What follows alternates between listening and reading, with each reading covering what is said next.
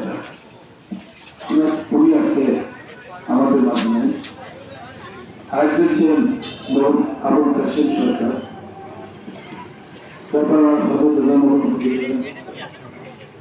Result করে সমু ভাই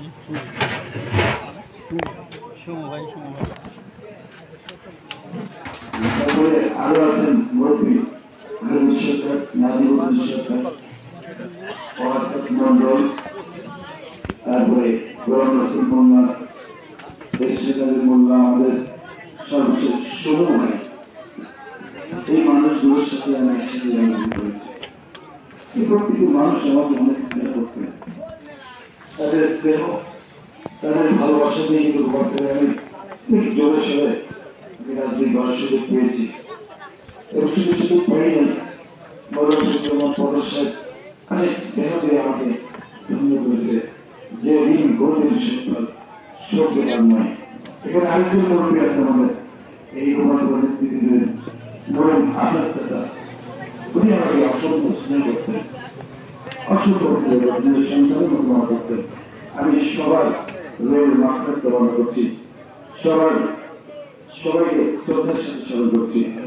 প্রিয় চট্টগ্রামবাসী, আজকে আমি আগেই বলেছি এটা কোনো আনুষ্ঠানিক সভা নয়।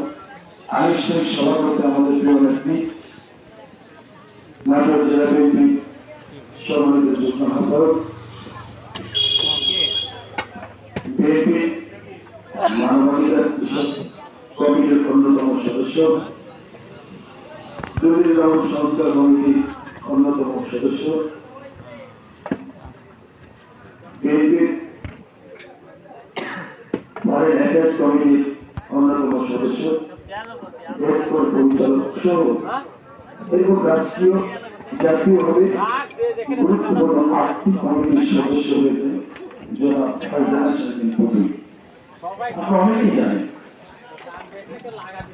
ফারজানা শারমিন পুতুলের যোগ্যতা শুধু ফজলুর রহমান পপুলের মেয়ে, ফারজানা শারমিন পুতুলের যোগ্যতা শুধু লালপুর বাগানের মেয়ে তা নয়। ফারজানা শারমিন পুতুলকে জাতীয়ভাবে এতটুকু দায়িত্ব দেওয়া হয়েছে। এই দায়িত্ব কে দিয়েছে? এই দায়িত্ব লালপুরে কোনো লোক দিয়েছে বলেন? এটা হচ্ছে কি বাগানপাড়া কোনো লোক দিয়েছে? না, বিএনপি সর্বোচ্চ ফোরাম, বিএনপি হাইকমান্ড। পুতুলাপো ভয় নাই, রাজপথ ছাড়ি নাই, পুতুলাপো ভয় নাই, রাজপথ ছাড়ি নাই। এ বলে রে জিয়া নাই, জিয়া আমাদের চেতনায়, এ বলে রে জিয়া নাই, জিয়া আমাদের চেতনায়। ব্যক্তিগতভাবে আপনারা জানেন যখন পটল লালপুর বাগাতিপাড়া নাটোর লালপুরের কংগ্রেসটি পরিষ্কার করতে দেশকে বেগম খালেদা জিয়া তাকে স্নেহ করতেন। আমি দেখেছি দেশনায়ক তারেক রহমান তাকে মামা বলে সম্বোধন করতেন, অসংখ্য সম্মান করতেন।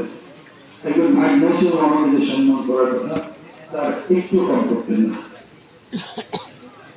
এই একটি কারণ, সাথে সাথে পুতুলের যোগ্যতা আজকে পুতুলকে অনেক পরিস্থিতি নিয়ে গেছে, যে কারণে বছরে খালেদা জিয়া এবং দেশনায়ক তারেক রহমান ব্যক্তিগতভাবে পুতুলকে পছন্দ করে। যে কারণেই একদমই দায়িত্বপ্রাপ্ত হয়ে আজকে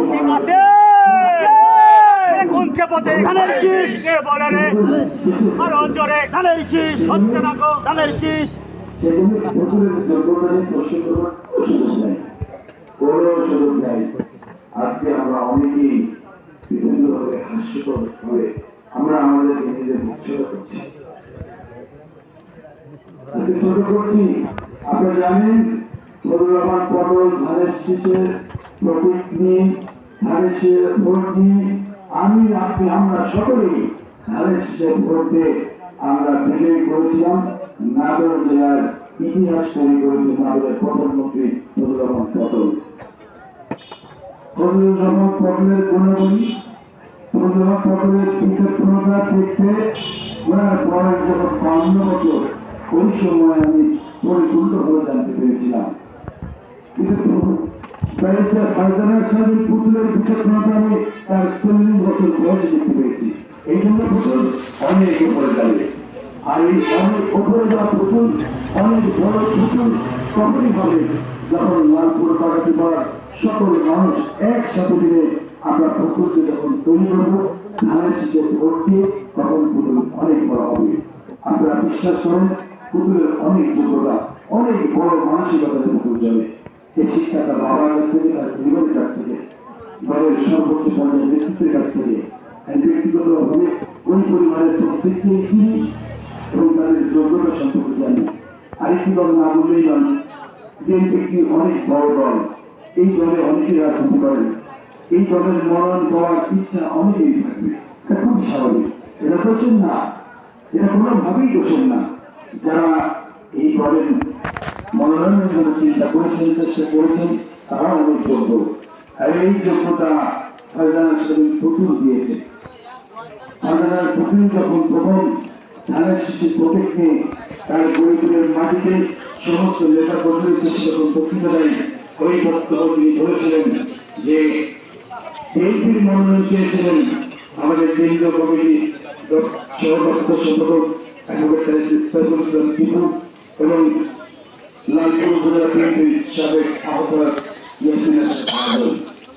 এই দুজন আমার চেয়ে যোগ্য, এই দুজন আমার চেয়ে যোগ্য, এই দুজন আমার চেয়ে যোগ্য।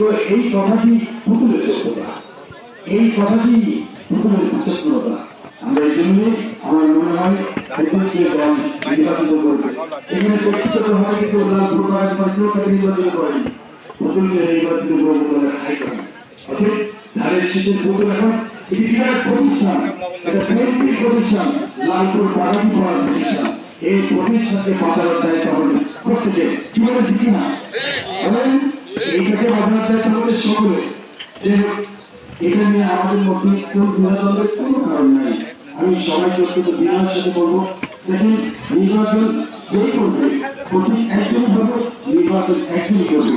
আর বিএনপি আমরা প্রত্যেকেই ভাই ভাই, আমাদের একই ঘর, আমাদের একই পরিবার, আমরা একসাথে ঐক্যবদ্ধভাবে বিএনপিকে ধানের শীষকে, সে ধানের শীষ যাই হোক, যেহেতু ধানের শীষ বিএনপি পুতুলকে দিয়েছে, পুতুলকে লক্ষ্যমান করেছে। অর্থাৎ এই পুতুল আমাদের দলের, আমাদের এলাকার, আমাদের বিএনপির, আমাদের সকলের। আর পুতুলকে তার যোগ্যতা প্রমাণ করেছে। অর্থাৎ এ বিষয়ে সন্দেহ করার কোনো কারণ নাই, কোনো কারণ নাই। সেজন্য আপনাদের সবাইকে অনুরোধ করবো যে আপনারা সবাই এত বড় জিনিস অর্জন করতে চান, পুতুলের সামনে ইতিহাস সৃষ্টি করুন সামনে। আমরা যদি সকলে মিলে ধানের শীষের ভোট দিয়ে পুতুলকে ব্যাপকভাবে জয়যুক্ত করতে পারি, তো ইনশাআল্লাহ পুতুল যদি বিএনপি ক্ষমতায় যায়, বিএনপি যদি সরকার গঠন করে, বিএনপি দল তৈরি করে, মুক্ত দলে একটি ইতিহাস তৈরি করবে, যে ইতিহাসের ভাবনা তৈরি করবে, ইনশাআল্লাহ সেই ইতিহাস তৈরি করবে। আমরা সেই অপেক্ষায় কাঁধে কাঁধ দিয়ে সবাই একসাথে কাজ করবো, একসাথে তৈরি করছি এবং পুতুল এই পরিষেবা আসবে। পরিষেবা প্রত্যেকেই জায়গায় যাবে। আর এমন বলছি তাকে মানুষের সবাই মানুষের সবাই আমরা কথা বলতে আসেনি। যেহেতু এই আয়োজন তারা করেছে, এই আয়োজনে কিন্তু কথা না বললেই না। আমরা আজকে আরেকটি কথা বলি, আজকে গোপালপুর লালপুর উপজেলার রাজধানী, রাজধানী ভাই বলে এই গোপালপুর চক্রিয়ে বলেন না, এই গোপালপুর ভুঁড়ে বলেন না, এই গোপালপুর আপনার বিচার করেন না, এই গোপালপুর তালুকদার, এই গোপালপুর ঘোষণার, এই গোপালপুর গোপালপুরের, এই গোপালপুর বিয়ে করার, আজকে গোপালপুর পৌরসভা, এই পৌরসভা দিন দিন আস্তে আস্তে অনেক ছোট হয়ে আসছে। কি কারণে? আমাদের মতো কথা বলার কারণে।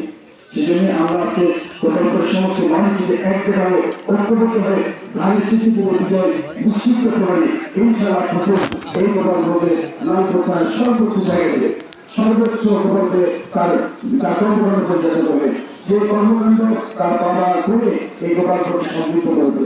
আপনারা জানেন গোপালপুরে স্টেডিয়াম হয়েছে, গোপালপুরে ফায়ার স্টেশন হয়েছে, গোপালপুরে যুব প্রশিক্ষণ কেন্দ্র হয়েছে। বলেন গোপালপুরের মানুষ, লালপুরের মানুষ গোপালপুরের স্টেশনে ইন্টারসিটি ট্রেনে যেতে পারে, এটা গোপাল কল্যাণ সরকারের অবদান। আমরা সেটা নেতৃত্ব দিয়েছিলাম, আমরা সে কাজগুলি করেছিলাম এবং সেটা আমরা পেয়েছি।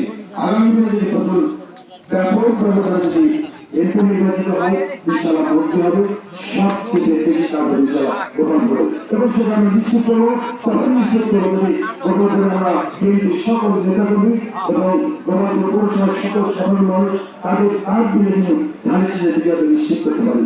সকলে আপনার এখন থেকে বাড়িতে মা বোন আছেন, তাহলে আমি একটু মা বোনদের সাথে কথা বলে তারা যে কথাগুলো বলছে, বিশ্বাস করেন এই কথাগুলো আসলে ভাইদের কাছে শোনার কথা ছিল।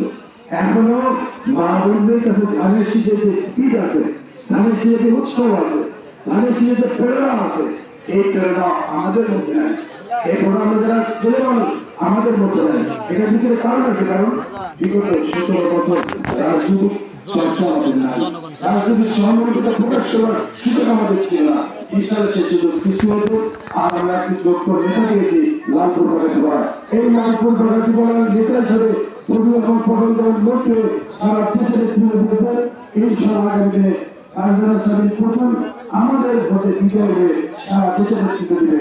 এই আশাবাদ ব্যক্ত করে এই দোয়া করে আরেকটা বাক্য করি যে আপনারা জানেন দেশকে বেগম খালেদা জিয়া বলেন এই মানুষটি সন্তান হারিয়েছে, স্বামীকে হারিয়েছে, আরেকটি সন্তান দেশের বাইরে, বলেন তারপরে জীবন অসুস্থতা কি মানবিক একটি অবস্থা নিয়ে এই 17 বছর পর করেছে। বলেন বলেন ওই অবস্থা তো আমরা ওই অবস্থা কিন্তু আমরা যেতে পারিনি।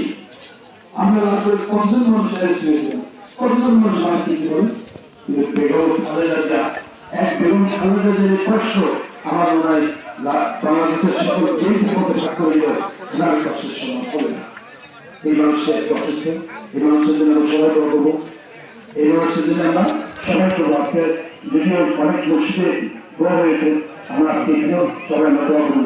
আমরা খুব দ্রুত বেগম খালেদা জিয়াকে, বেগম খালেদা জিয়া বিএনপি চেয়ারপারসন না, বেগম খালেদা জিয়া আজকে বাংলাদেশের মুক্তির প্রতীক, বাংলাদেশের টিকে থাকার প্রতীক, বাংলাদেশের স্বনির্ভরতার প্রতীক।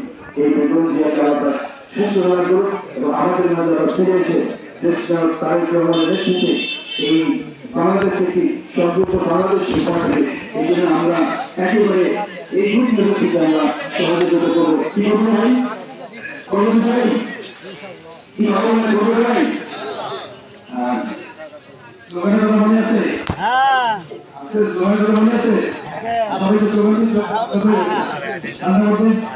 হ্যাঁ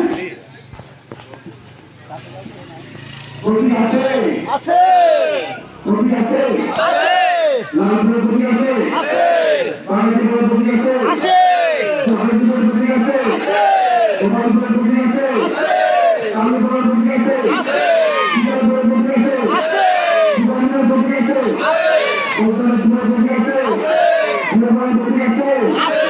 এই তরিসের প্রতীক